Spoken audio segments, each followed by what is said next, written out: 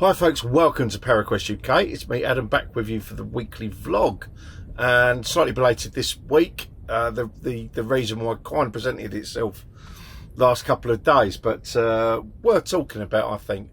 So, if you can cast your mind back a week or two ago, I mentioned about doing finding spirit voices again, which obviously I've done a lot of over the past 5 years. Now, it kind of got me to thinking about talking about behind the scenes a little bit of what goes on behind what you see us guys do. You know, my guys in the capacity of ParaQuest UK, and obviously those that you're now following myself as part of Paranormal Essex.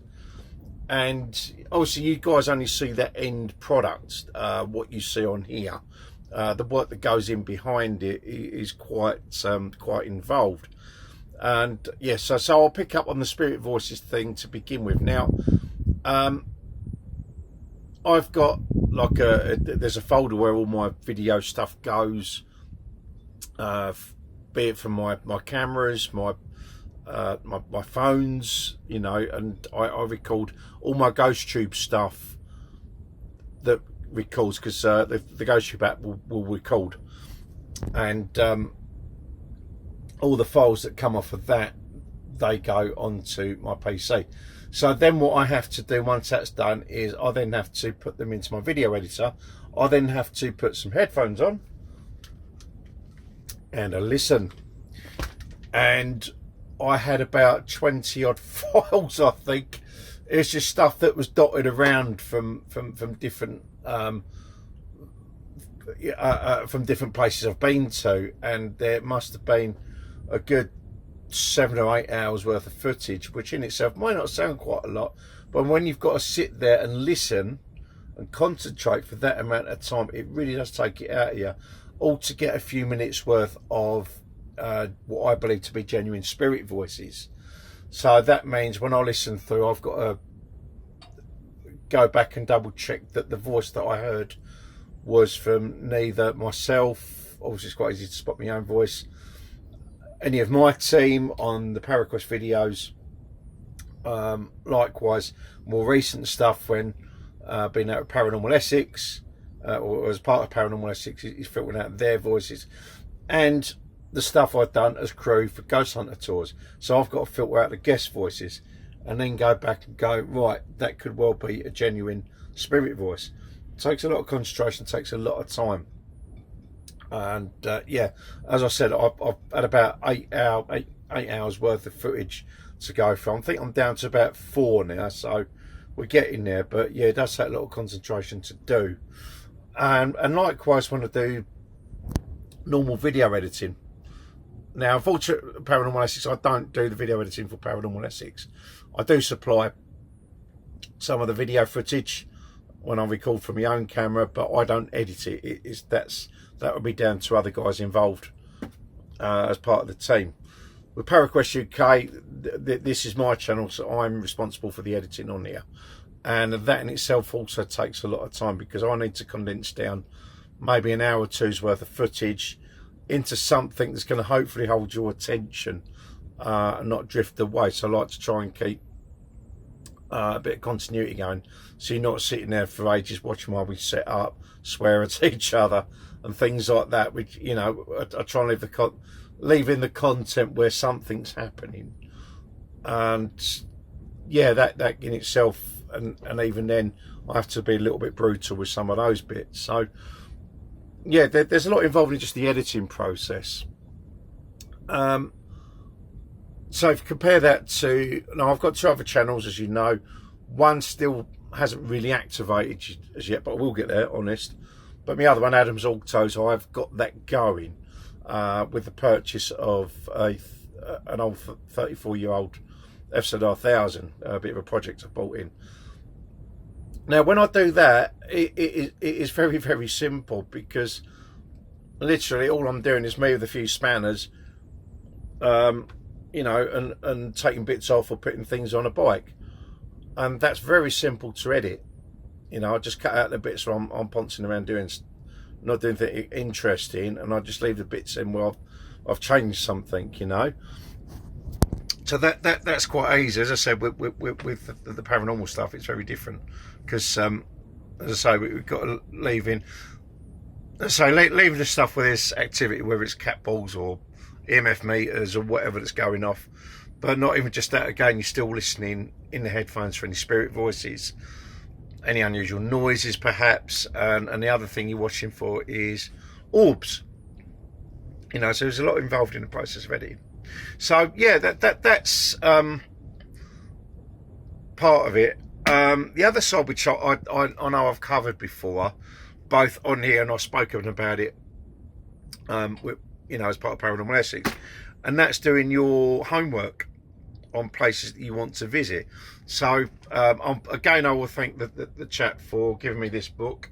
I know it's in reverse because I've got the selfie camera on, but as you can see at the top, all the pink post-its is where I've made brief notes of places that could be worth visiting.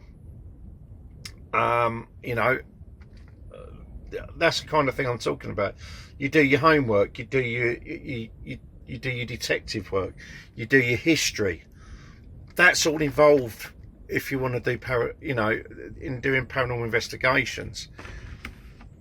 That takes time, you know, and I'm hoping I can visit some of them. Now this book in particular, it's separated into months, so January through to December.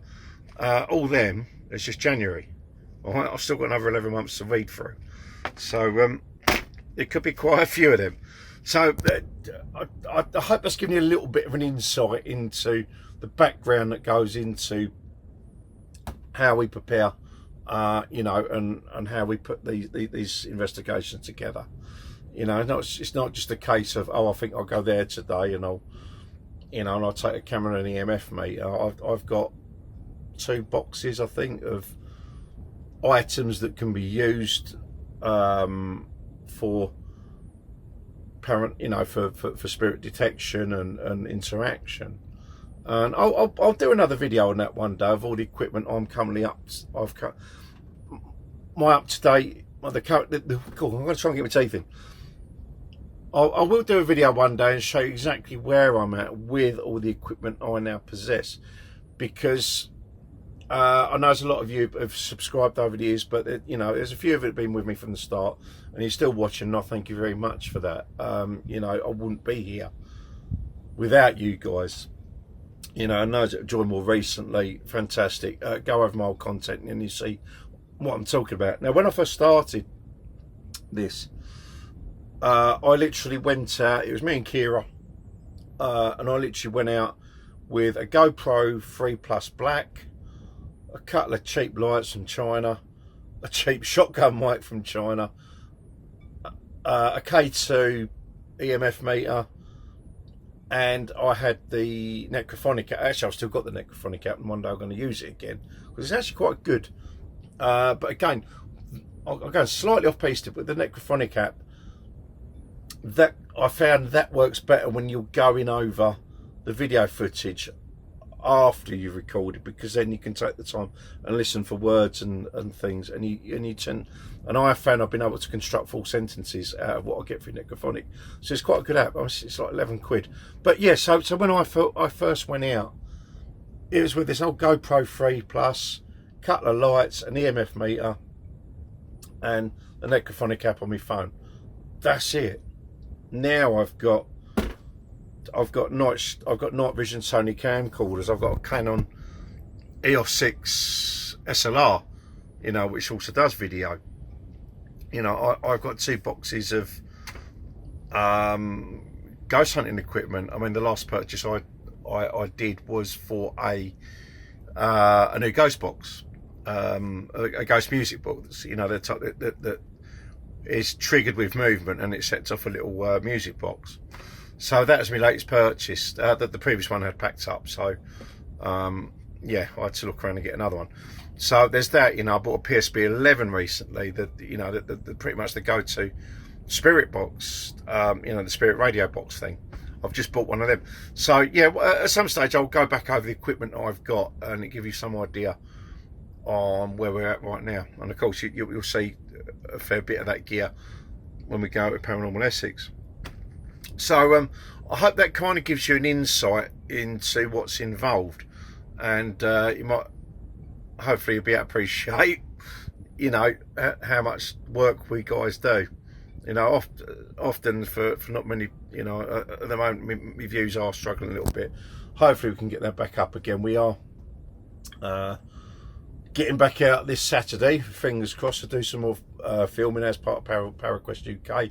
Obviously I've been concentrating with Paranormal Essex the last couple of months to you know, so we're getting off the ground and hitting the ground running with that, and it's kind of triggered me to get the stuff going with this as well.